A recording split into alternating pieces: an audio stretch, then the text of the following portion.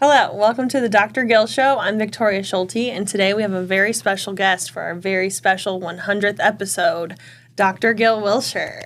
Yay. Victoria, thanks for hosting this. This means a lot to me.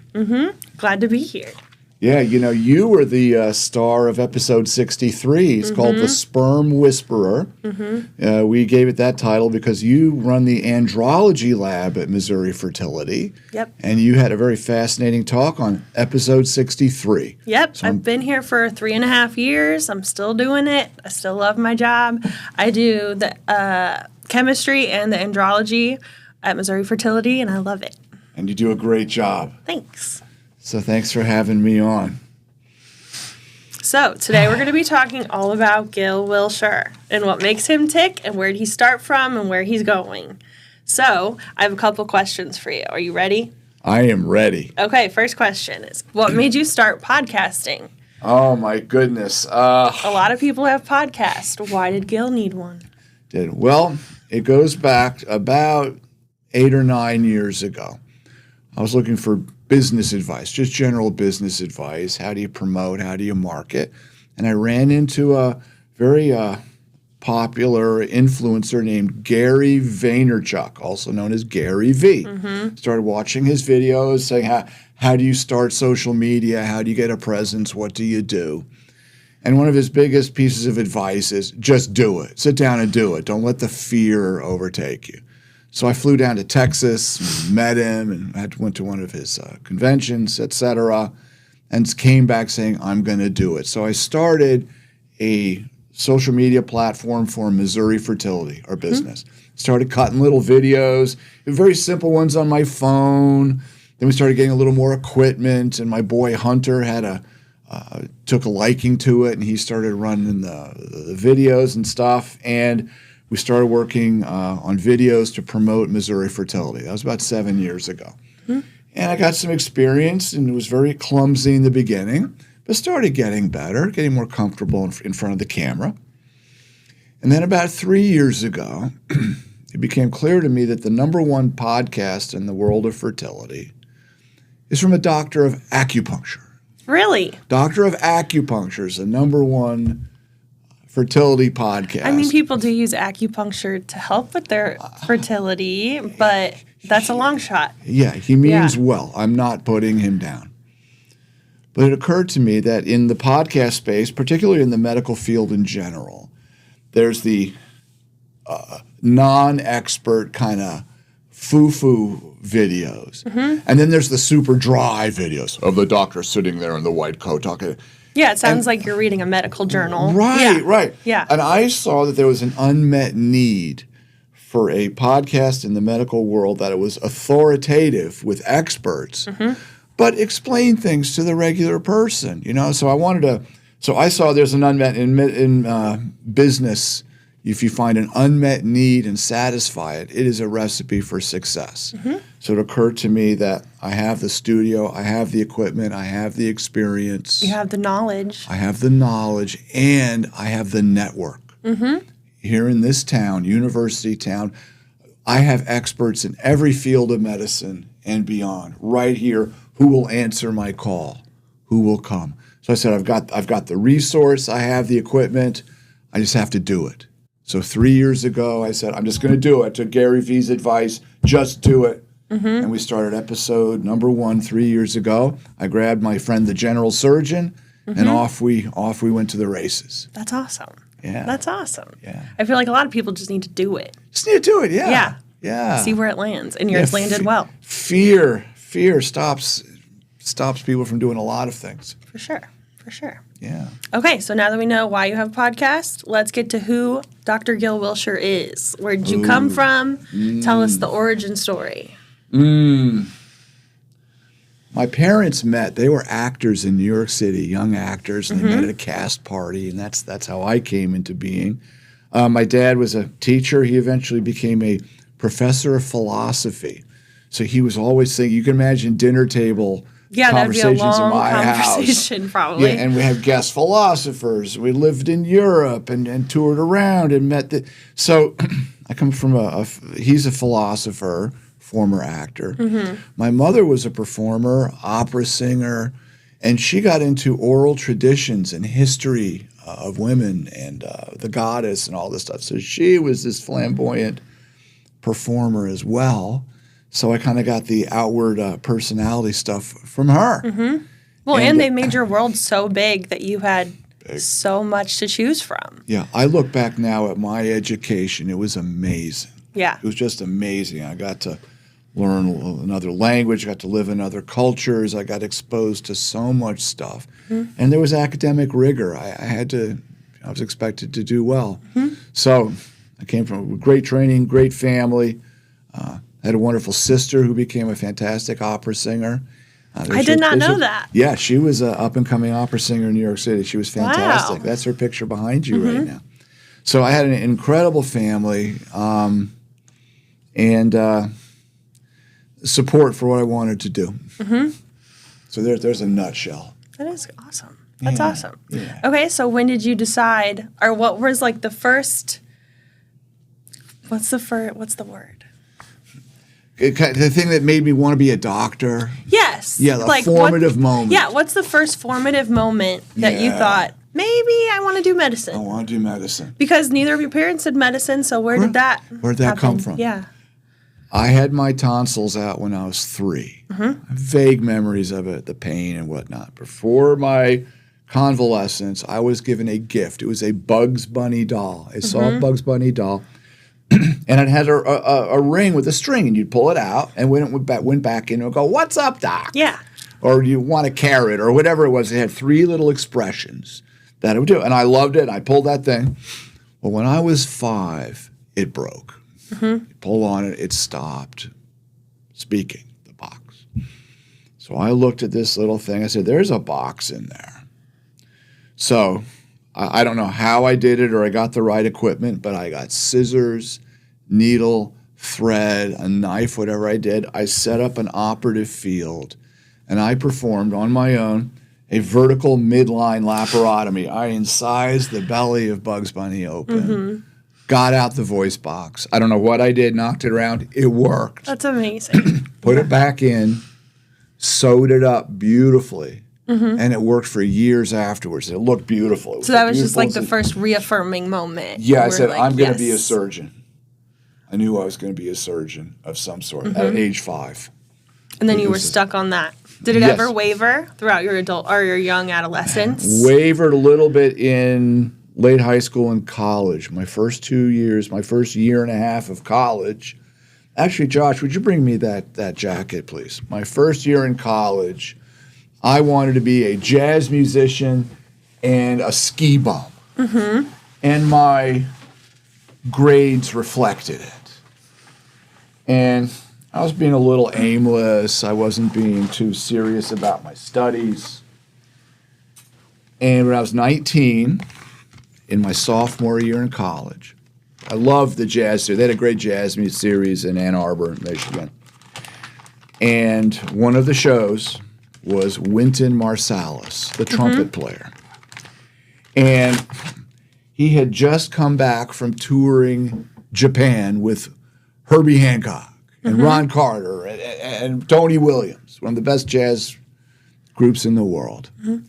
And I met him at a record store, and he chatted with me and gave me his autograph. There it is. There's Wynton right there. His young autograph.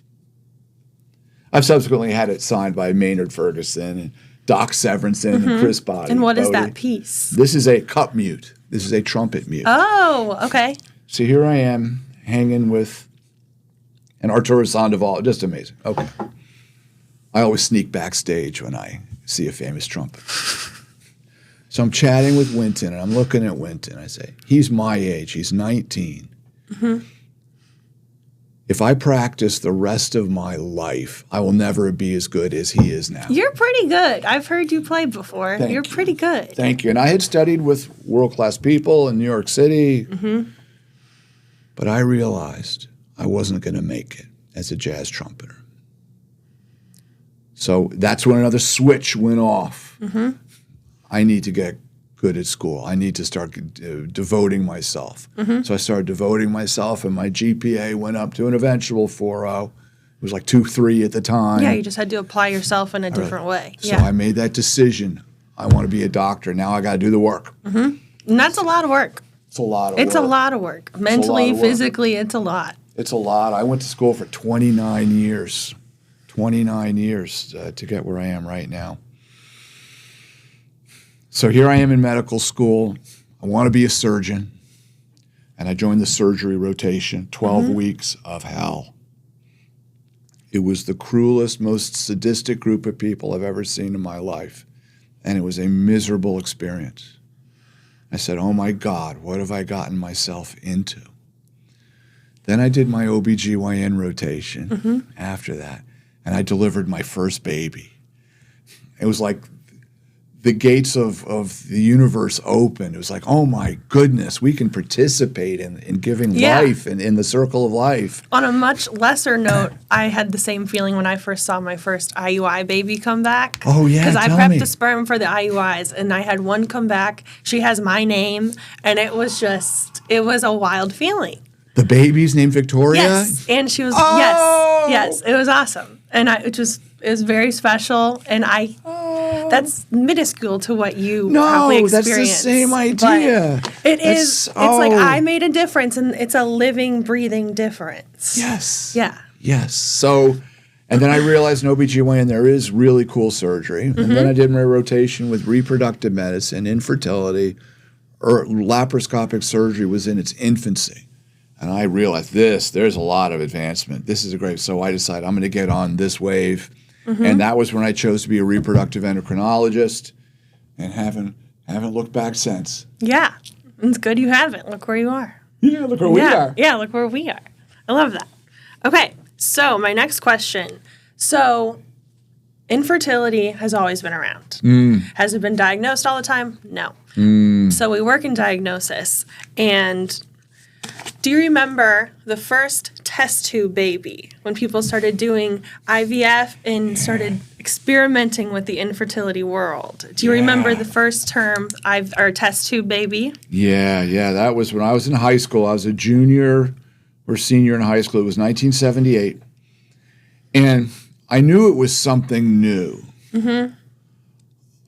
I knew it was important, but it was so foreign and strange. I didn't really understand what it meant, other than science has become involved in reproduction in a profound way. I didn't realize the intricacies of it or how much had gone into that achievement. Yeah, it was something far off in a strange land that, we didn't know about. A galaxy far, far away.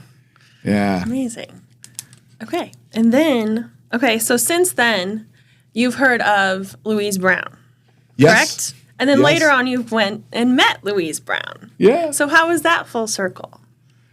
To meet the pioneer of this industry. And I'm blanking on the first IVF baby here in the United States. Oh, I met her too.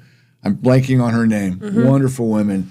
And then both of them have gone out and shared their stories. You can find them at conferences and stuff. Big advocates. Big advocates.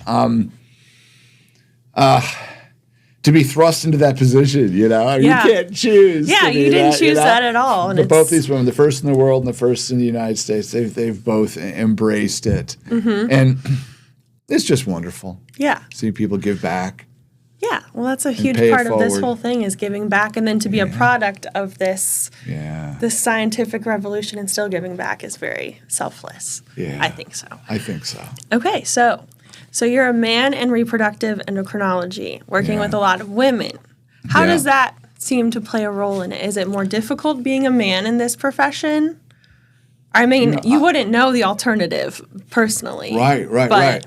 Yeah, so when I trained, I think when I was a resident, it was like 60-40 in preponderance of men. It was still more men. But I think nowadays it's like 80% women in the training. But in my actual day-to-day activities, I have found it has not been a hindrance at all. There's one small exception. There are some cultures where the women are all dressed and men are very... It's just in their culture that men aren't supposed to see your wife. Yes. And that way. Yeah. So we have an occasional cultural issue where the man's very sensitive to it. And we've been able to work around that by having a nurse do most of the hands-on and whatnot. And if there's surgery and whatnot, then that's kind of a separate place. So there is a little, let's say, friction with some ethnic groups, but that doesn't come up very often at all. And I've been told by a lot of patients that I am more gentle than their female gynecologist. So it, in fact, hasn't been an issue at all. That's awesome. Well, I think it's more person to person. If the person's caring and understanding, they'll get it more. It doesn't really revolve around sex or gender. Right. Yeah. I'm a professional. Yeah. Yep. It is interesting, though, like you're working on problems like surgeries that could never be done to you. Like that is a little interesting. It is. Or like I have had some related procedures done on me, and when it was done, I thought, oh my goodness, must be what it's like when I put a camera into a woman's uterus. Yeah. Exactly. Yeah. But it's like also they're experiencing pain that like you don't, like endometriosis. Right. You don't have that, but they do. But you don't diminish their pain, which a lot of women feel like their endometriosis pain is diminished. Oh, that's a chronic problem. It gets poo-pooed. Yeah, and by dismissed. female clinicians and male clinicians. Yeah, that's a whole nother topic. We've talked about that on some previous podcasts as well. Nice. We talked about endometriosis with Pat Young. Yeah. I know in your personal life you like to snowboard, you like to ski, more snowboarding than skiing. Yes, I've evolved from skiing into snowboarding. Do you think any of those like skills that you need for snowboarding transfer over to being a surgeon or a reproductive endocrinologist? They do in a great way. Which way? How can this be? I love deep powder snow. And there are rare occasions when I get on a snowcat or a helicopter and they can bring me up to this snow that no one else has been to. Yeah. But most of the time I'm at a resort. And the easy snow gets tracked out right away. So where do you find powder? Well, it's in the trees. It's in the rocks. It's in the cliffs. It's in the areas where other people are not going to go. So when you are snowboarding, one of the reasons I went from skiing to snowboarding is imagine a tree, right? If you have two skis, you can do this. Yeah. And it's a horrible accident. With a snowboard, you only can go one way or the other. You don't have two skis to cross and whatnot. So I shifted over to snowboarding. But when I'm snowboarding through the trees or through dangerous terrain, you can't stop. You can't overthink. You have to stay nimble and flexible and go with the obstructions and go with the problems and negotiate them. Another little trick, you can't look at the trees. You have to look at the spaces. It sounds like, well, you have to look at the space through. You have to look at the solution as you're doing it, and you don't have time to overthink. And you see that in surgery as well? Oh, absolutely. Yeah. In surgery and other problem solving in medicine. So my ability to make quick, life-threatening, life-determining decisions and be nimble and flexible, it does give me a mindset that I know helps me in surgery. I never thought about that, but I understand that now. Once you experience it. Yeah, it's interesting. Because you're making thousands of decisions to get through the trees, to get the snow and not get injured. You also like fly fishing? Love fly fishing. And people say, how does fly fishing help me? Yeah. Well, when you're fly fishing is actually hunting, okay? There's the usual fishing with a bobber and a worm, and you throw it out in a lake, and you just sit there, drink a beer, wait for the fish to bite. Fly fishing is a different animal. You are hunting the fish. They can see you. They're staying in certain locations. And your goal is to fool them that an artificial fly is a real fly. Okay, so you got to crouch, you got to go in the right position, and you have to present the fly. You need to be able to put it out so it looks natural. If you slap it on the surface, the fish scatter away. They get scared. So you have to present the fly and have it have a natural presentation, the drift, the whole deal. It's a big deal. And catching the fish, and I catch and release. People can understand, why do you catch and release? Why aren't you eating? That's not the point. The point is you fooled this fish. It's a sport of it. Yeah, you actually did it right. You accomplished the whole thing. Because the fish doesn't have any judgment, right? It's not going to, either it works or it didn't, right? So when we transfer an embryo into the uterus, when you're in the lab and I'm in the transfer room and we're putting an embryo in the uterus, we are presenting it in the most natural way. That's a way. great analogy. You can't slap it in there. Yeah. You can't force it in there. You have to be gentle and precise, and the timing, the whole deal. And when we put an embryo in the uterus at the right place, the right time, in the right way, we get a pregnancy. Yes. Well, it also reminds me of your analogy of tending the garden. Yes, it is a garden. And you do love gardening I tomatoes. love gardening too. How many yeah. tomatoes did you have last year? Different 96. kinds? So I feel like that's another analogy where Yeah. it's tending the garden and tilling it. And, It is. Yeah, making the uterus a happy, healthy garden. Correct. Correct. I love analogies. I learned that from my mom. Yeah, that's Yeah. awesome. Yeah. Okay, so we have a random question here. Would you rather ski on 2 snowboards or snowboard on 1 ski? Oh. Got to figure that out. I would rather snowboard on 1 ski. They've been it's doing still- that at the Olympics recently. Yeah, They've yeah, been it's a- losing skis. Yeah, exactly. Ski is just essentially is narrow, and use that on hard snow. Yeah, so I would just be on 1 narrow board. But you'd have to be on hard snow to be able to carve that. But I would do that. Interesting. Now they do have powder skis that are very fat nowadays, so they're almost snowboards. So it's Oh. kind of- yeah, they have powder skis, very wide. Interesting. Yes, they're almost snowboards. But I want to know who thought of that question. That's a good I one. don't know. That's a good Okay. one. If you were a hormone, which one would you be? As a reproductive endocrinologist, you know so much about hormones. Oh, And they're all hormones. finicky, but they all work together in a way.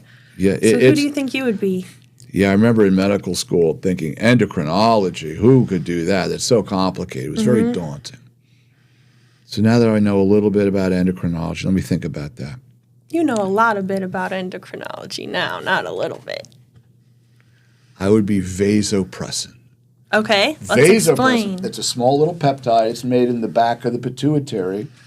Vaso means veins. Pressin means pressure, right? It is the most powerful hormone to increase blood pressure and constrict blood vessels. In fact, we use it in surgery to constrict. We inject the uterus with it. We're going to take tumors out so they don't bleed, or they bleed less. So it's the most powerful hormone. It supports blood pressure. I would be vasopressin. That was a quick answer. Yeah. Good job. Okay, what is the most challenging case you've had in recent years? That's a big question. This is a tough one. Yes. We do get easy cases from time to time. We get very difficult cases. Guys, a sperm problem, we have an egg problem, we have an anatomy problem in the woman. Everything is a challenge. Oh. And we have time constraints. So a woman's in her early 40s, we have very little time. So there's pressure. So which one do you do first? Some people have a myriad of Yes. conditions that are inhibiting them from getting pregnant. It is, and it's kind of like staying nimble in the trees. Exactly. You got to handle them all sometimes.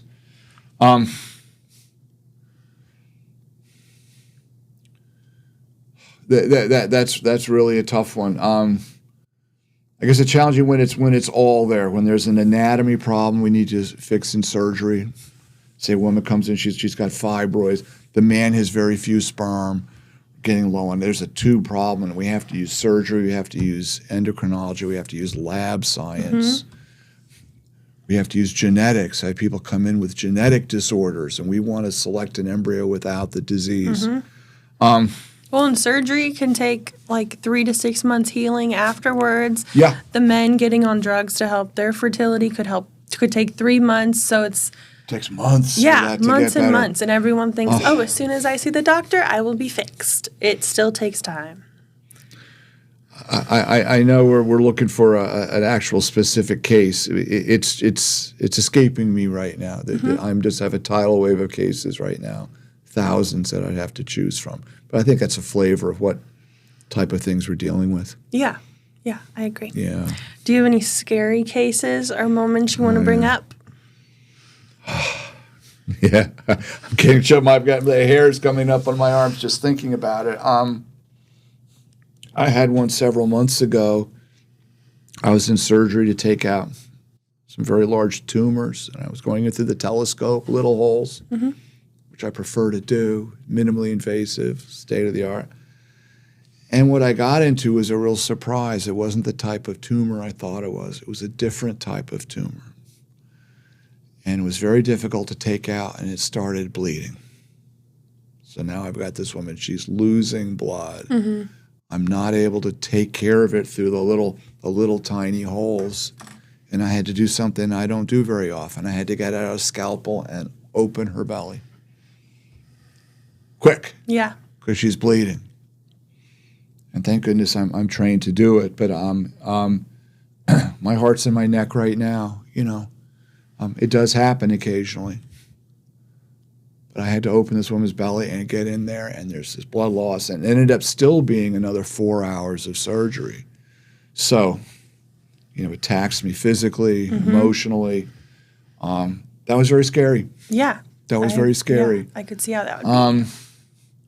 We used to have bleeding ectopic pregnancies, especially when I was younger. A woman would come to the emergency room bleeding to death. Because it ruptured? Because it ruptured, and her belly is filling with blood, and we had to take her to surgery immediately. Do not pass go. Do not collect $200. Anesthesia once. When did they eat last? It's like, it don't matter. Yeah, that does not matter we right have now. Seconds to do it. So those were rather scary, too. Oh, boy, bringing up memories. Yeah. So the scary cases are usually surgical. Do you have any non-surgical scary cases?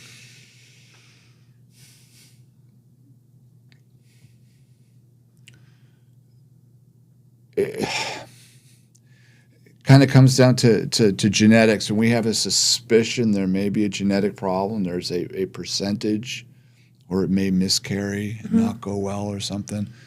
Sometimes we will ovulate a woman when she's making more than one egg.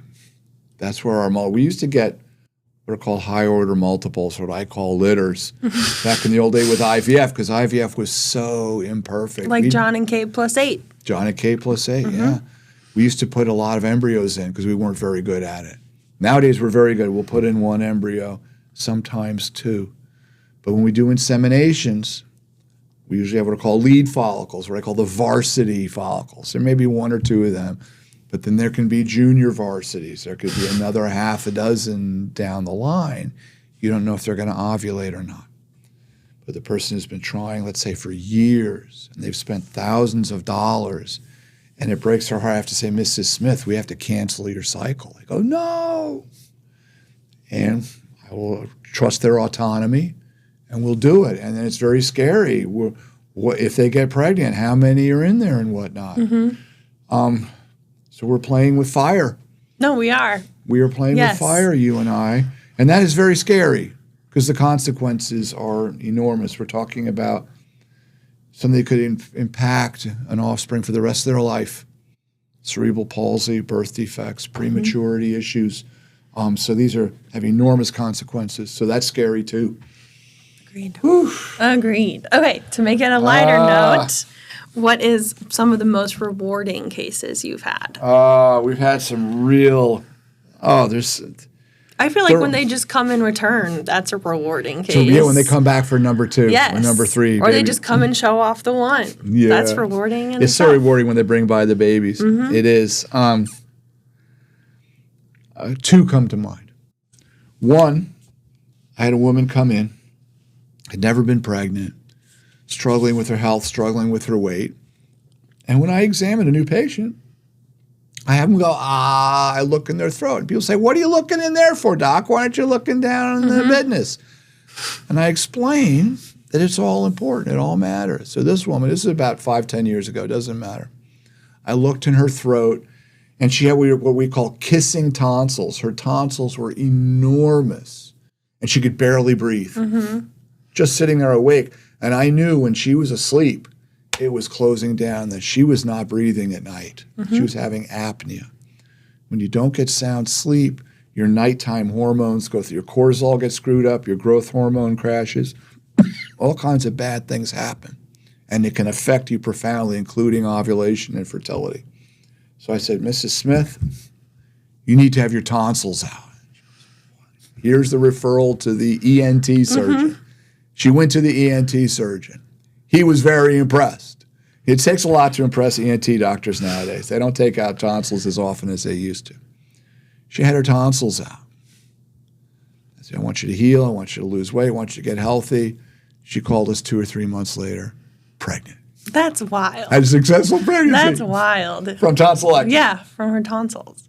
That's So wild. I have this joke. I said the tonsil bone's connected to the ovary bone. That's amazing. So that was just incredibly rewarding. Mm-hmm. Another rewarding case that comes to mind, we had a young woman come to us who was born without a uterus. She never had periods. By the time she was 16, 17, they decided, maybe we should look into this. And they found she had no uterus. And what is that called? It's called Mullerian agenesis. It's a type of Meyer-Rokitansky-Kuster-Hauser syndrome. Oh, that's a mouthful. Yeah. We used to call it Rokitansky, but the Meyer got their name in there too. But it turns out the ovaries form from different tissues in a fetus. So she had normal ovaries, otherwise normal. Just know at the top of her vagina, it stopped at the top of her vagina, and then she had some little tufts of tubes at the end, but nothing in between, no uterus. She also happened to have a healthy 52-year-old mother who birthed her, who loved her, and offered to be her surrogate. So we retrieved the eggs from the young woman, made embryos with her husband's sperm, prepared her mother, transferred the embryo into her mother, and her mother gave birth to her own granddaughter. That is wild. And gave her daughter a child. Who would have thought of that from test tube babies in 1978? Yeah, isn't that rewarding? That's crazy. She gave of herself. And what birthed love her. from a mother to do that, too. Yeah, because they were apparently they were close before. They're even closer since. And I would imagine. They stay in touch. So that was incredibly rewarding. That is. It's the type of stuff we do. That's wild. Who wouldn't want to do that? That's wild. Well, I also feel like in recent years that I've been here, like freezing eggs for someone who's about to go through chemo or freezing sperm for someone who's about to go through chemo, I feel like that's just so rewarding. We have someone coming back to use their frozen materials from before cancer treatment soon. And that's so rewarding. Yeah, we have sperm, eggs, embryos in the freezers waiting for them to come back. Yes. I think that's so rewarding. Yeah. What's your most enjoyable miracle baby story? I guess the mother birthing the granddaughter or grandchild would be wild, but do you have another one? Yeah. No, I have something that's now. I don't like to use the word miracle, but I use the word miraculous. Almost a miracle, right? One comes to mind. I thought of this last night. We had a medical student and his wife. 0 pregnancies. Turns out his wife had horrible endometriosis, and I had done surgery on her. It repaired the disease. But endometriosis, when it invades the ovaries, hurts the eggs. The quality of the eggs. The quality of the eggs and the number of the eggs. So they needed IVF. They weren't getting pregnant from insemination. We did IVF. We got, I believe, a handful of eggs. We fertilized them. And 5 days later, they had all died. None of them developed properly. The eggs were so damaged they could not form embryos. And she had low reserve. And I remember us having to call that couple. A week later, there's not going to be a transfer, ma'am. There are no embryos.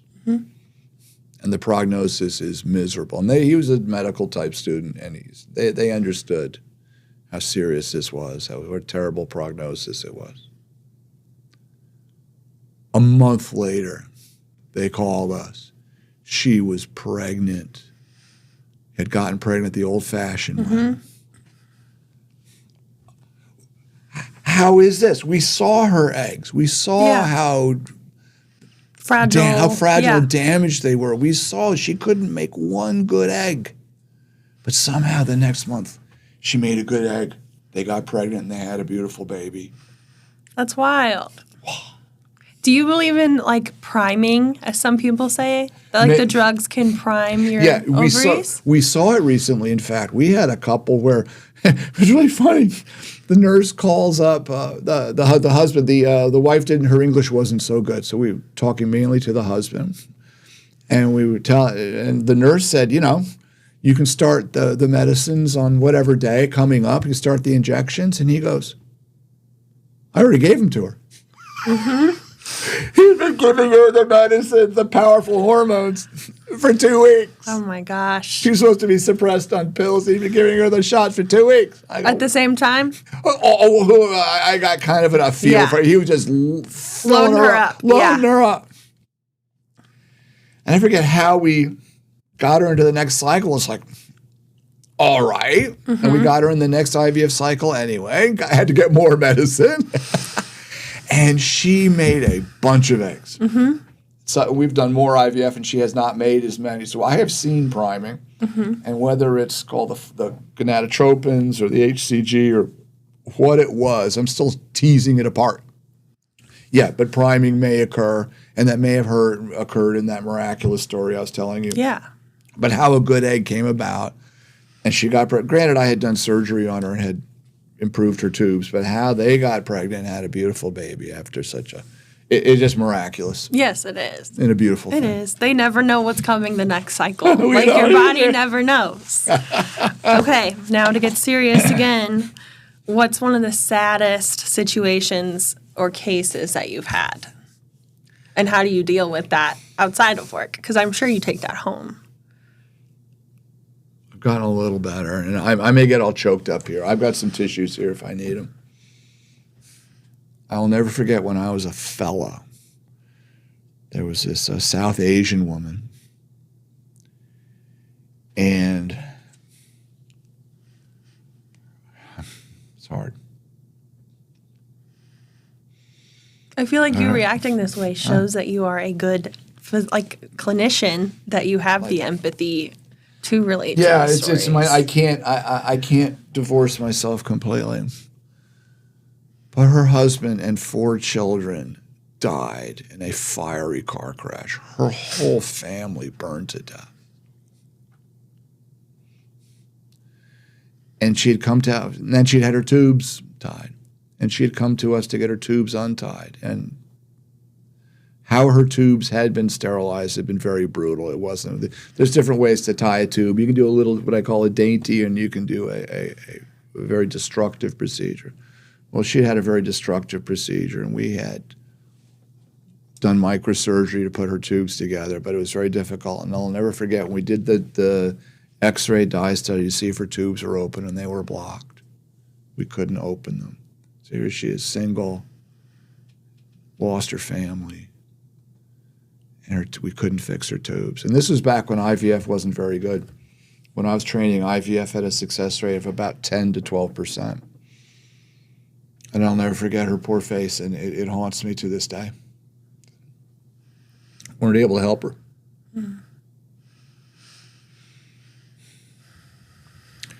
I have other stories. People come to us. I had one lady. She got a call. She sent her kid to school, and she got a call later. The school bus ran over her kid. I had a woman a few years ago.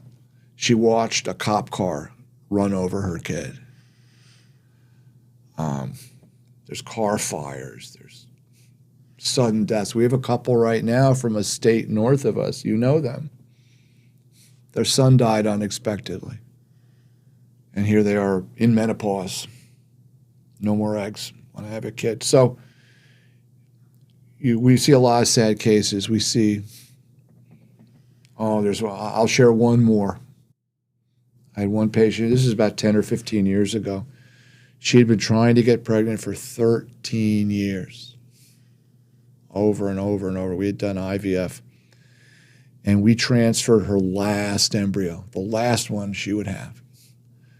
And she became pregnant. She had positive pregnancy tests. And we were rejoicing. We were so happy. And she came in for her first ultrasound. And the pregnancy was in her tube. I tell you what, high to low. That was devastating. So there is a taste of the types of sadness and tragedies we see in the course of our work. That brings me into my next question. Oh, So empathy fatigue, being able to feel empathetic for all of the patients, the ones who have these tragic stories, and then one who they're just not timing it right. But that's their mountain. That's their mountain they're trying to overcome. Yeah. How do you deal with feeling empathy for all of the patients across the spectrum? Because that is their cross to bear. Is that their problem? Well, that's part of the key to one's own fatigue or burnout, as people may call it. One is realizing it is their cross to bear. Yes. And sometimes people come and they have problems that were their own making, you know? Not to blame, but at least... No, but like steroid use or... Yeah. or other environmental factors that they knowingly or unknowingly But when you care, and themselves. you can see I care about my patients. Yes. It's my life calling to help people. At some point you do burn out. You can't take it anymore. Particularly if there's a miscarriage in room 3, and then I got to go to room 2 and put on a smile for this other person here, and to bounce between tragedy and joy. It does take an emotional toll. I have gotten better at realizing over the years what my limits are. And what I have found is I need to get away for a long week or 2 or 3 times a year. And traditionally, well, that was becoming a tradition. In September, I get into the Rocky Mountains for a couple weeks and just get away from it all. I need to get away from it all. Well, it is heavy work. It's heavy work. It's heavy emotional work. It's heavy work. And I found I need to realize my limitations, that I can't do it forever. It bleeds out into my home. I have to have some energy left when I get home for my wife and my kids, right? Empathy fatigue is real. Burnout is real. You are here long hours. You're And here I'm here a long time. all the time. You do give your all to patients. I see it. Yeah, 6 or 7 days a week. Yeah. It's a long time. So I need to be kind to myself and realize when I am getting short, and try to find healthy ways of dealing with it, which include getting away. Yeah, you need to be recharged so you can give your full capabilities. I'm hopefully going to get to the mountains to snowboard in a couple weeks. Make those quick decisions. Yes. Okay, do you have any stories that reaffirm your career choices? Well, like you said, when the couples bring by their babies, and we get to share that. And when people leave pregnant and they ring the bell, we have a bell ceremony. When they cry, I lose my mind. Yeah. Yeah. We borrowed the bell from the oncologist, the cancer world. When someone's been in remission for 5 years, they ring a bell, and we've borrowed that. It's wonderful. The patients love it. Yeah. They love it. One that just happened. We had trivia night a week or so ago. A local radio station has a trivia night, lots of tables. It's a charity event for the local children's hospital, a lot of people there. Wonderful time, good time. I had at least 4 people come up to me with their phone, say, "Look at my baby, blah, blah, blah. Look, he's now a teenager, blah, blah, blah. And thank you. You gave us our babies or gave us our family." So, and those happen. The town we're in is about 120,000 people. And it's a relatively small town. Yeah. And we run into people all the time, and I get to watch the kids growing up. Yeah, you're building your community. You're helping build your own community. So that's very reaffirming, really, watching them blossom and for sure become young adults now. So cool. Sure. Okay, what's one of the most bizarre things you've seen people do to get pregnant that they think will get them pregnant? No science, or maybe a little science behind it. Yeah. I heard just today about pomegranates and beet juice for FETs. For frozen embryo transfers. Yes, so you're just supposed to chug beet juice. I saw it on TikTok. I don't know if it's real, but this blonde girl said it is. Yeah, and another thing is McDonald's French fries after the embryo transfer. Now, that may come from our advice, or a lot of times women, especially if we do something called a fresh embryo transfer, it doesn't happen often. We did 3 this week. Is that we recommend women eat a lot of salt, keeps their blood volume up and whatnot, sort of thing. And maybe it's a salty food and it has become a TikTok meme. It's something that people do. There's socks with them on it. Give me my French fries. Yeah. So I haven't seen super bizarre things. Sometimes women come in taking supplements, and I don't know what the name of the herb is. Yes. And in fact, we have a podcast coming up on Ayurvedic medicine. That's thousands of years old, comes from India, and they have all this whole host of herbs and spices. Holistic, and, yeah. And it goes way, way back. I don't know what to say because I don't know what's in them. And these are going to be powerful things. Well, you don't know if it's snake oil or if it's actually rooted in some truth. Yeah, you don't know. Like the French fries rooted in a little truth of the salt, you know? Yeah. I don't know. So I see some bizarre supplements.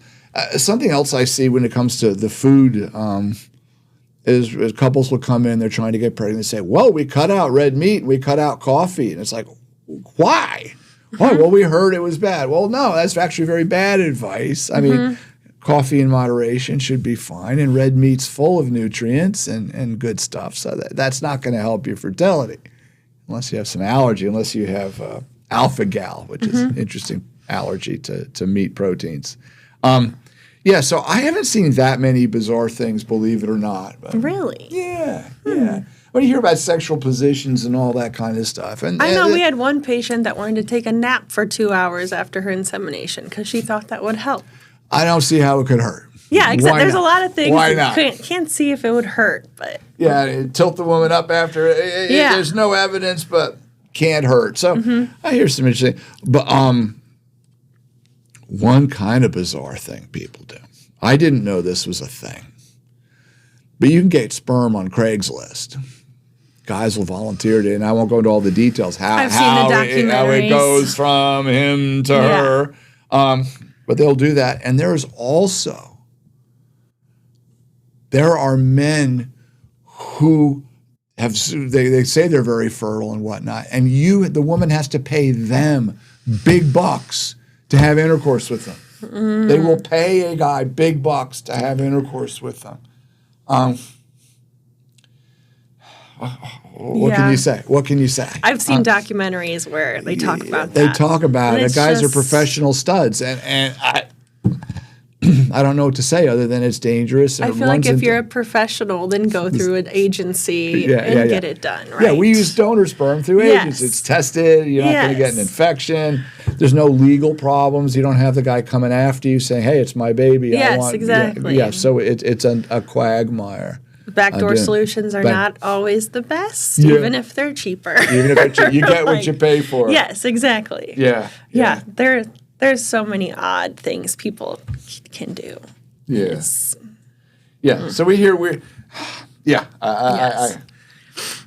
what's the most ridiculous piece of advice you've heard? Well, you hear, just relax, get drunk. Yes, go on I've a heard cruise, that many times. Stop worrying. People mean well. It's not very helpful. Let's say someone has blocked tubes or something. Well, getting drunk can help. Exactly. And there is something I do hear that once again, people mean well, but people will say it's God's will. That one always frustrates me. It frustrates me because, A, we don't know what God's will is. And like I mentioned earlier, is it God's will that a woman's family dies in a fiery car crash, Who are we to understand? Or was it God's will to put you here with your skills to help them? It could be twisted any way they want it to be. It's unanswerable. It's not helpful. I feel like a lot of people who say those advice things are people who have not been through it themselves. Right. And they had it. A lot of people get pregnant for free all the time. Right. And these people who are trying are not getting pregnant for free. And it's already frustrating for them and to just be like, do this. It doesn't help. It comes from a good place probably, but. Yeah, exactly. It's a good point. Good topic. Okay, what's the most bougie thing you've heard a patient request? I heard bougie the other day. I had to look up what it means. All gold speculums. What are we doing? Bougie apparently comes from bourgeoisie, which is kind of high tech. But it can be used as a compliment also to mock somebody. Or you think that that's fancy. And it's not. Oh, gosh. Maybe it's the salty fries thing. You think it's fancy. It's not. we have a lot of people, blessed are from the rural areas, farmers and whatnot, and they come to this town. It's a big town. And for them, the only restaurant in town is McDonald's, and they come to Columbia and they want to eat at Olive Garden. Yes. It's a big deal for them. And I don't want to sound, well, good for them. You know what I mean? Yeah. If that's important to you, if that's the best restaurant you've had in years, then good for you.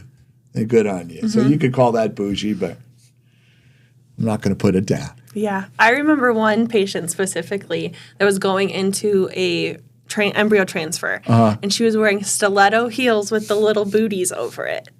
I remember that vividly. With the booties we put over to protect our shoes. Yes, the surgical booties. She was putting them over her stiletto heels, and I was like, amazing. Oh, that's great. That's the most bougie. Yeah, amazing. She had her little fancy purse, everything. I loved it. That's a great story. Yeah, they were very fancy, though, in my opinion.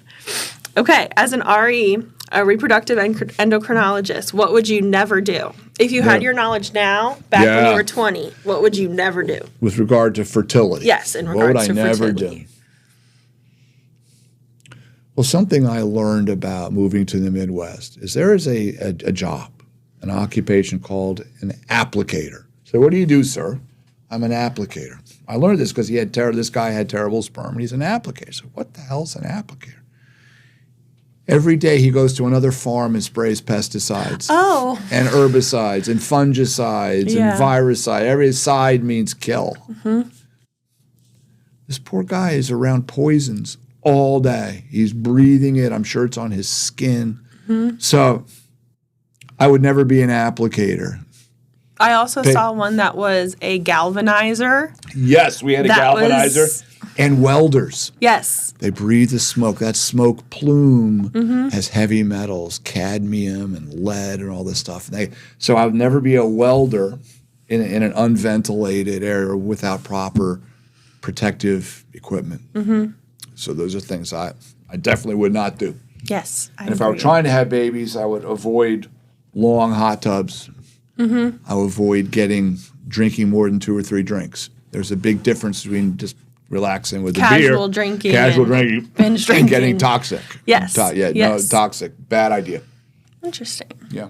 Okay, so you have 2 sons. Yes. What would you tell them about their fertility? That's a good question. The future? Well, all the above. Should they freeze their sperm? What should they do? Should they be taking vitamins? Oh, that's a whole nother question. Oh, my goodness. So, what I tell them never to do.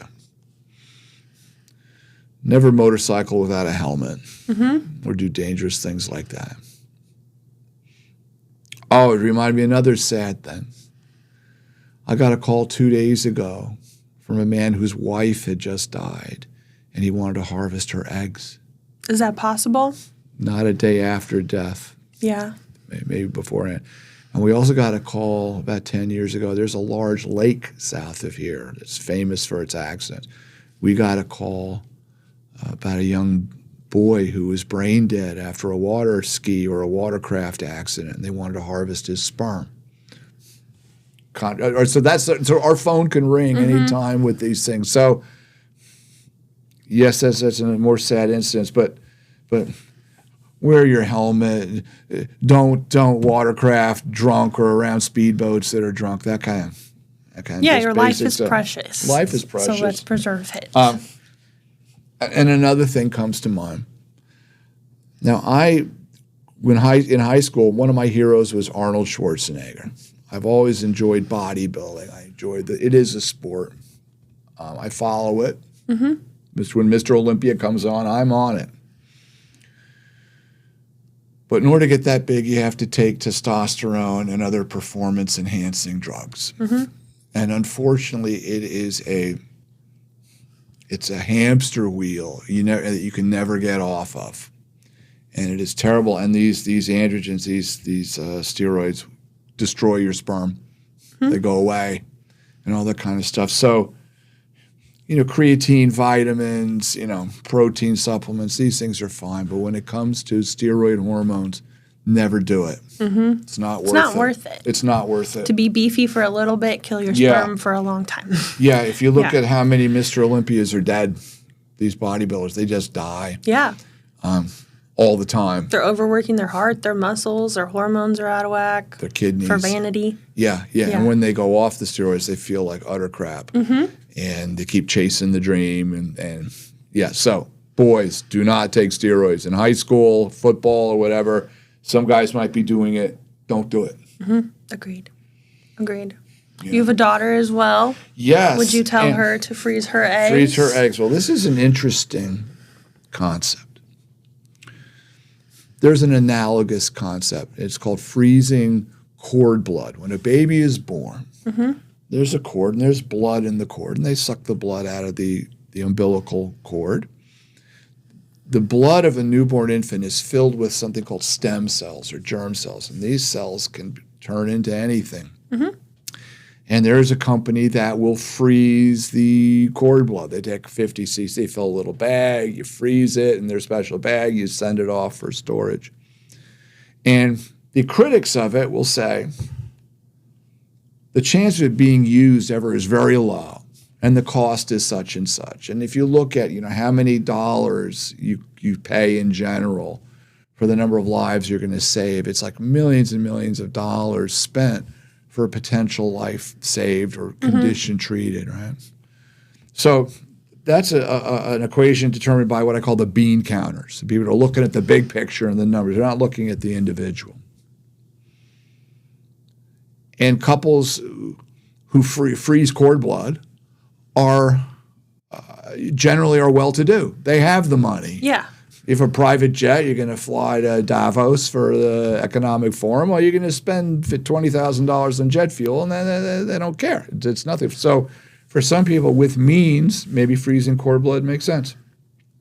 For a woman with means, or she anticipates she's going to have a long training, she wants to become a full partner at a law firm, and getting pregnant ain't the way to do that, freezing eggs might be the way to go. But if you're healthy, the chance of you actually using those eggs is fairly low statistically. So I would just say, this is America. The rich live in a different universe. They can do things we can't do. So if you have the means, why not? Yeah. It's not fair. I agree. The rich have always been able to do things I agree. The lower class can't do. Well, when I first heard about IVF and egg freezing, it was through Real Housewives.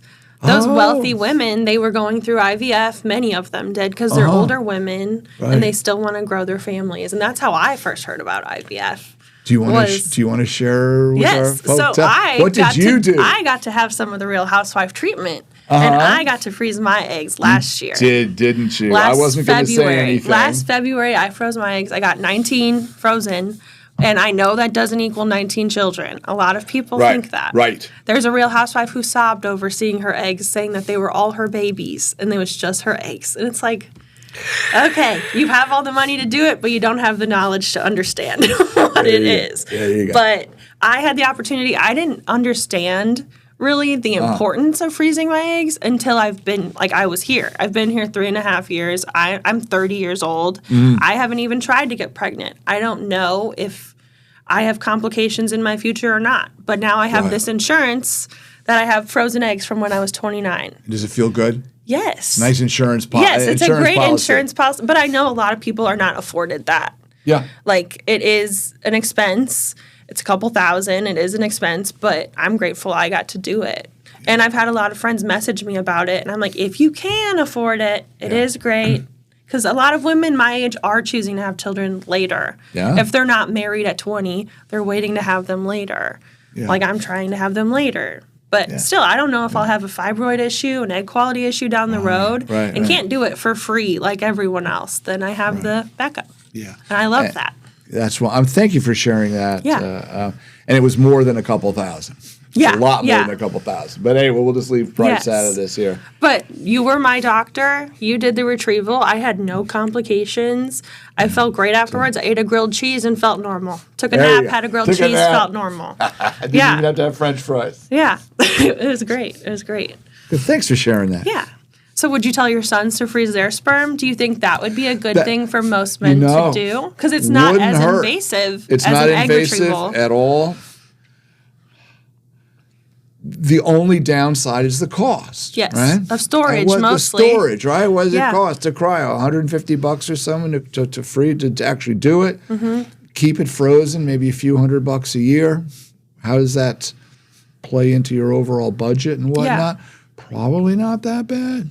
Probably not that bad. And freeze it when you're in your young 20s. Where it's healthy. Where it's healthy, the best it'll be. Before you start bad habits and then get it frozen. Yeah, I mean, why not? But there is the bean counters will say, well, for, it's 10,000 guys will freeze their sperm to be used twice or something, Yes, exactly. You can make the argument either way. Okay, so what age do you think couples, men or single women, whatever, should get fertility testing or assessments done? That's a very big topic. Let me see if I can distill that into a Because we see a wide answer. range of people getting their first treatment done at 19 or 35, and they're just now finding out their fertility status. Yeah. So I feel like we see a wide range. When do you think's the sweet spot? Yeah. Well, I would argue that a basic evaluation for a woman, and this can be done with your general OBGYN at an annual checkup. Add a blood test or something called AMH, just see how many eggs are in there. Get a basic ultrasound, see if there's no obvious birth through. 7% of women have a birth defect of the uterus. 7%. Like a septum or yes, bicornuate or something? Exactly, that type of issue. Remember the woman I talked about earlier, born without a uterus? That's a severe version. And a lot of them you don't know until you don't get your period or you have severe periods or... Right, it's an easy thing to do, doesn't hurt to do. What does a semen analysis cost for a guy? Now, maybe if everything is normal, I mean, the chance of a problem is low. But I would say for a guy who's had some medical issues, certainly has had. Anyways, it's a huge topic, but I think evaluation is cheap and it provides peace of mind. And it's not a guarantee you'll get pregnant, but it gives you some idea if there's a problem to be aware of. Yes. A related issue is the definition of infertility for a young couple under age 35 is absence of a pregnancy after trying for a year. What happens is doctors especially confuse the definition with advice. Just because the definition requires a year doesn't mean that a couple who's starting to try or is getting married and they want to start or they want to try and they're not married, there's no reason you can't get evaluated. Yeah, right? Agreed. Especially after 2 or 3 months, things aren't right. And especially if the woman's having irregular periods, the guy's having sexual dysfunction, there's pain, there's just something wrong. You can just sense this isn't quite. It's not happening naturally. It's not happening naturally. There's no reason you have to wait for a year. The definition of infertility does not mandate how you treat it or how you evaluate it. So getting evaluated is simple, it's safe, it's relatively cheap. I don't see any reason why it shouldn't be done sooner than later. I also feel like there should be more education on what could go wrong because so many things I went to an all-girl high school. I did not know so many of the things that we diagnose patients with. We didn't talk about PCOS. We didn't talk about like amenorrhea. We didn't talk about any of that. And it was all women. We did discuss our periods with each other. I had some friends who had their periods for 2 weeks on, 2 weeks off for years. And we were just like, that's weird. We never dove into, we had health class. We never dove into it at all. And I feel like that should be taught or at least discussed a chapter at least. That's a great point. Because like we were just like, that's odd. Let's move on. That's weird. She has a weird period. And that's it. It's odd. It's odd. Just it should be discussed more. Yeah. Okay. What is it like when you and your wife needed to do fertility treatments? Oh, you told us your story. Yes, now it's your turn. My story. Well, my wife and I, we were getting older. And we wanted a second child between us, and it wasn't, and we needed IVF. And one of the first things that occurred to me is, wow, God really has a sense of humor. You know, the fertility doctor needs fertility treatment. Well, it doesn't leave anyone out. Fertility affects everybody. Yeah. Every race, culture, it affects everybody. That's a great But point. it is ironic. It is ironic. Yeah. And we needed to do it many times. And I remember giving the back in the day about, I guess, 15 years ago, the medicines weren't all preloaded. You have to mix them. It was like chemistry set. Oh, yeah. You had to mix the powders and all this kind. I remember it got so complicated that we took a whole drawer in our kitchen and turned it into the drug drawer, the IVF drawer, where all the medicines were. Were you her doctor, or did you guys go elsewhere? I was not her doctor. Dr. Penny, my partner, was technically her doctor. Do you ever wish it could have been you? Well, or would you be like, no? I will share something in a second. Anything that was risky or any decisions that had to be made, Dr. Penny made them. So I was the husband there. But I know how to do a sonogram and whatnot. Yeah. And we'll get to that. So I was a little involved. But yeah, so I had to give my wife the injections all the time. I would draw her blood. She'd wake up in the morning. I'd put a tourniquet around her. I'd draw her blood, bring the tube in. That's funny. Yeah. So it was enlightening having to do it in the first person. Was it stressful? It was stressful. And we got to experience the roller coaster of only getting a few eggs or whatnot. And my wife also had a lot of miscarriages. And like I said, we can do sonograms. And I'll never forget, my wife was pregnant. It was looking good. She had a fetus in there. And I'll never forget doing the scan, and it was dead. And it was like I got kicked in the chest by a mule. I couldn't breathe. I couldn't think straight. So it certainly has given me more empathy and more understanding of the process. We deal a lot of women with recurrent miscarriages. My wife ended up being one of them. We also found out we were being poisoned in our house. We had carbon monoxide poisoning in our house. The water heater had soot. The guy who installed the water heater didn't do it right. And she was getting poisoned, which causes miscarriages. So what a saga it was. But all I can say is eventually it worked.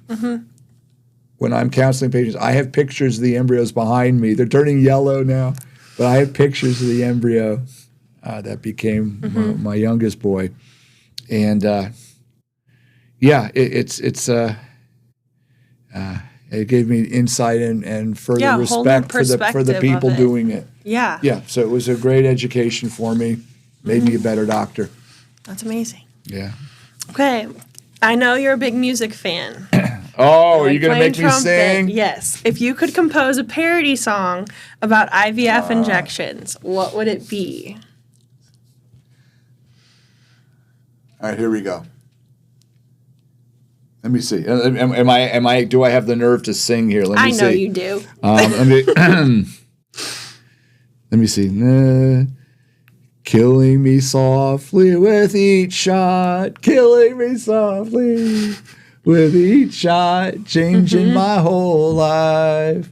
With this shot, killing me softly with each shot. I love it. All right, there you go. That was added to it. Anyway, so that kind of has the flavor of the sadness of it too. How it's difficult to do. It is a difficult journey, so I feel like that was an apt song. There you go. So there's a parody I just came up with last night. So when we have embryos, we like to grade them. There's grade 1, grade 2, and then they have letters behind them that talks about the trifectoderm and the endoderm and stuff. Yeah. What grade embryo would you be? Oh. Yeah, we grade different parts of the embryo. The certain part we go A, B, or C. Another part, I would be an AB embryo. I would have a couple little flaws, a little rough around the edges, but still good enough to be successful. Good, fair, but gets the job done. Get the job done. Yeah, I wouldn't want to be an AA because too much pressure. Too much pressure. Agreed. Yeah. Agreed. Okay, now this is a big question. I'm a big fan of thinking about evolutionary theory. Yes. I love it. Yes. Do you think IVF will sway evolution in any way? Or do you think it's such a minuscule percentage of people in the whole world that do it that it won't really do anything?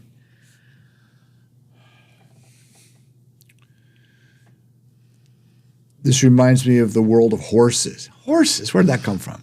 Because, in fact, there's an equine medical center here on the southern end of town where they do IVF on horses. Oh, the AI horses? Yeah. They do IVF on horses. Okay. And they will fly in Arabians and stallions from around the world and do it. It turns out the American thoroughbred cannot be conceived with IVF. A thoroughbred must be conceived by mating, or whatever you call it. Mm-hmm. A male horse has to mate with a female horse, and she has to get pregnant, because the breeders of the thoroughbreds know that that is a very important part of the overall health of the species. Can't do it, or it's not thoroughbred. Mm-hmm. So with IVF, we are overcoming male factor. Guys who don't have enough sperm to conceive in a thoroughbred way are having babies. Because we're picking it one by one. We're taking yes, you're picking them out. I'm sure there are genetic issues that are getting passed down. I don't know what they are. Is it a weaker sperm or something? Now, what you point out is that it's a small percentage. How many babies are conceived with IVF? Like 3%, something like that. So it's a small percentage. But I think over time it will lead to potential degradation of the species. I think it will affect evolution to some degree. Because these people are reproducing who otherwise wouldn't. Correct. Interesting. Correct. So but it could also sway the opposite way with PGTM. Oh, you want to get into genetic testing. Okay, but I don't know. There is an ethical line with PGTM, but I feel like it could get some diseases out of our gene pool. All right, let's explain PGTM. PGTM means we're testing the embryos genetically for a single disease, what's called a monosomic disease. We see these horrible diseases, and couples come to us, don't they, with diseases that are running the family for generations, and they want to have a kid without it. So, or them and their partner just happen to both be carriers of a random disease that they didn't even know. And then we can help them by picking embryos that are not affected or are not carriers. We had one recently. They both carry cystic fibrosis, and they didn't know it. Yep. They didn't know it. So is it going to affect evolution? I think so. Certainly there's benefits by not passing on clearly harmful diseases. Right? But then there's this polygenetic testing that's coming, where they're looking at many other little things that don't necessarily cause disease or not, but change the percentage. Lower the chances of something, or raise the chances, or maybe there's a cluster of them. So that gets us to designer babies. Yep. And the ethical things that come with designer babies. Yeah. Can we change features? Well, first of all, I got to really, just like dog breeds, horse breeds, people have forever been mating this dog with this feature to make a better dog for whatever application, herding or hunting or what have you. And horses too. How do thoroughbreds keep getting better, bigger, and faster? Well, they're breeding the best with the best, right? And people have clearly been doing this too. Tall, good-looking, smart people have been finding other, partners. Fancy princes will find a fancy princess. Correct. And that's been happening forever. Yeah. But you call that like natural selection, you might call it. But so if we can get to testing embryos, I have a few fears. One, and here's an example. There are genes that control your level of cholesterol, right? And I've heard it said at conferences, well, we can choose an embryo that's going to have a lower cholesterol, right? But they don't realize that cholesterol is good for you. They think that high cholesterol, in fact, is not bad for you in most cases. So they have a misunderstanding. So let's say they lower cholesterol in this offspring. But now they don't make enough hormones for stress. And now they have all these other health. There's these downstream, downrange things that can happen that you can't necessarily test for.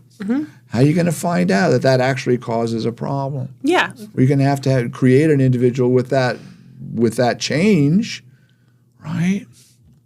Here's another one I've heard. Oh, you can have kids. You have alcoholism running in your family. Well, it turns out there's 5 or 6 genes or 20 genes that predispose to that. They say, well, we'll just knock those genes out or whatnot. Well, it turns out those are the same people that are risk takers. Those are the people that went out hunting. They're the one that had the nerve to get the mastodon that fed the family.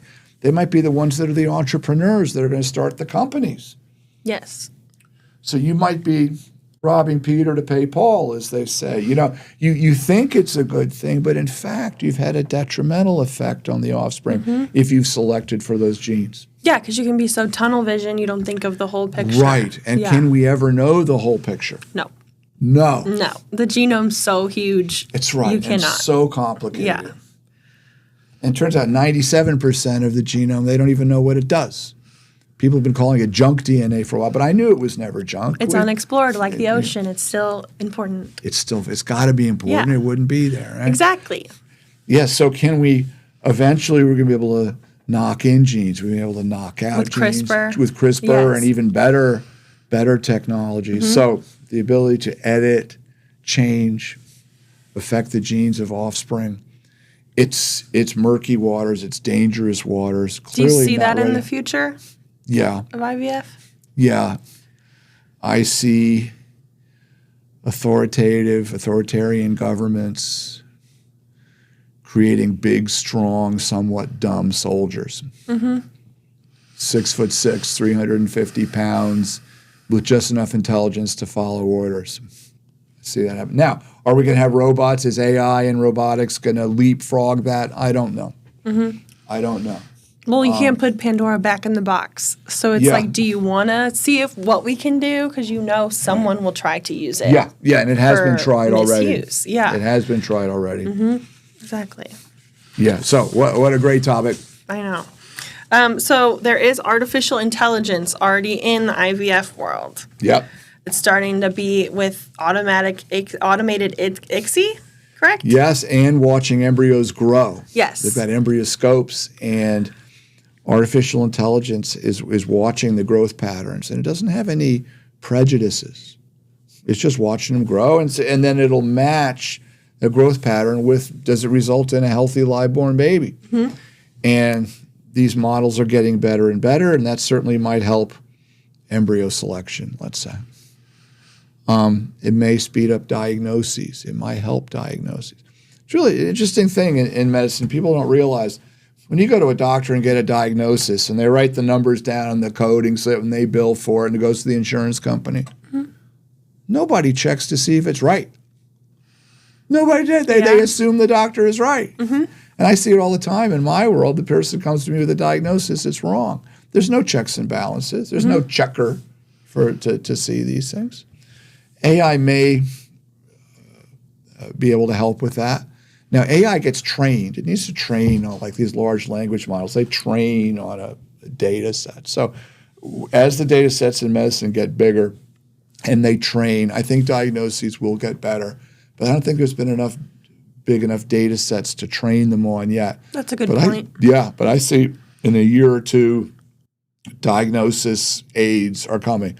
They're already helping with radiologists with images. You can put a chest X-ray up and it can show you the pneumonia. But do you think it might be detrimental to the actual physician relying too much on AI? I think it'll be a tool. So far, I see it becoming a tool. Okay. Like the radiologist, like with these X-ray reading rooms, the radiologist will be able to go 100 times quicker. It'll be like kind of signing off. It'll be like Mrs. Smith's chest X-ray. The AI says, here it is. Yep, right. And they'll just kind of confirm, maybe I'm a little, it'll add some taste, it's called, some expertise to it. But I see it as becoming helpful. They say that AI, that robots will be better than human surgeons. I don't think that's ever going to be the case. It's too intricate. There's too many subtleties. I think my job as a surgeon is still safe. Still safe. Yeah, could that come? I could imagine it, but I don't think the people doing AI realize how tough and how nuanced surgery actually is. Well, and you have to make so many quick decisions. Yeah, right. And you have to think about the long-term implications. Like that lady that started bleeding, and I said, when's a robot going to make that decision? Yeah, and I agree. Yeah. So AI is going to affect everything. Hopefully it'll become a tool. Yes, a helpful tool. A helpful tool. I agree. Yeah. Okay, so you've been at this a long time. How long have you been doing reproductive endocrinology? Oh, boy. I graduated from fellowship in 94. That was 1 year before I was born. 1994, so I got to do the math. So 31. 04, 14, 24, 31 years since I graduated fellowship. But obviously in fellowship, I was doing this for 2 years during training and some during residency. So I guess the better part of 33 years. That's a long time. And you still love it? I still love it. Good. I could see you doing I it still forever. love it. Until I can't. Yes, exactly. I could see you doing it forever. Like if I go on a vacation, not that I get to go on many of them, like people want to go to a beach, right? Say, I want to go to a beach and drink a beer and just do nothing. I could do that for about 2 weeks. You could put me on a beach for 2 weeks with my toe in the water and the sun. I could do it for about after 2 weeks, I wouldn't know what to do. Yeah. So as long as I can still keep helping people and keep using my marbles and work with wonderful people like you, my team, I can't think of anything more rewarding, anything else I'd rather do. Agreed. Good. Okay, so now another random question to end this off. Okay, apart from you, what's the oldest thing in your house? In my house. Well, I'm coming up on 65, so it's got to be older than 65. I have some objects in my house that are 13,000 years old. I have arrowheads from the Paleolithic period. I collect arrowheads. In fact, here in Missouri, you can go out and find them, in fact, if you know where to go. And in fact, my second most popular video, my popular podcast, is called Points of the Past. That was just 2 or 3 videos ago. I interviewed an expert on arrowheads. So so in my that. Oh, that was great. It has vaulted to our second most popular podcast ever. Artificial intelligence is number 1. Points of the Past is number 2. That's funny. So I have some objects in my house that are 13,000 years old. I always know when you have one delivered, it's the best part of your day. Yeah, I call you. Hey, do you want to touch it? Yeah, but don't drop it. Yeah, those are really cool. Yeah, it's a very unique thing about you is arrowheads. Yeah. So I also heard you infamously got caught on a trail cam. A couple years ago, and people thought you were a Sasquatch. Or looking for Sasquatch, Yes. Right? Well, actually, I had permission. I was in a farmer's field, and I had the key and the gate, and I was going up the creek, and I guess I got to a property line. So I go around the bend, and there's a camera, and I can see it's like, hey, how you doing? So I guess later on that day, my phone started blowing up because the person had taken or maybe it was a few days later, had taken my picture and put it on the internet everywhere. Do you know this person? Well, it turns out everybody does, man. So I got my phone blew up. Everybody's just sending me the picture of me on the trail cam. That's funny. I called the guy and let him know who I was, and he wasn't very nice about it. I said I had permission to be there and knock yourself out, but this is why. So anyway, so I got a little moment of notoriety on the game cam. Trail cam. That's funny. I love that. Yeah. I didn't find any. I've yet to see a Sasquatch. They apparently used to be in in the Ozarks near Arkansas. Really? Yeah. They had some lore down there. Whatnot. I think they've probably the clan there is probably more in Oklahoma now. I think there's a small population in Oklahoma. We need to find some arrowheads that Sasquatch used. Yeah, I bet he would use them. I'm hoping when I'm arrowhead hunting, I can see a Squatch someday. I think I'm actually you will. tempted to go to the Northwest, go to Oregon or Northern California, where they're probably the better size populations are. People think I'm crazy, but I would love to see one before I die. I want to see one too. Yeah. Who wouldn't want to see one? Yeah. I agree. So yeah, Sasquatch too. People tease me about it, but I do believe they're out there. You have to believe in something, and if yours is Sasquatch, I'm okay with that. Excellent. That's great. Wow. So this has been so fun talking to you, Yes, Victoria. I agree. This has really gone on a long time. So we should probably wrap it up. But you're the hostess, so don't let me Bigfoot your role here. Okay. Well, thank you for joining us on the 100th episode of the Dr. Gil Show. I hope you come back for the 100th and first. Did I say that wrong? You said it just right. Okay. Thank you, Victoria. What a pleasure. Yeah.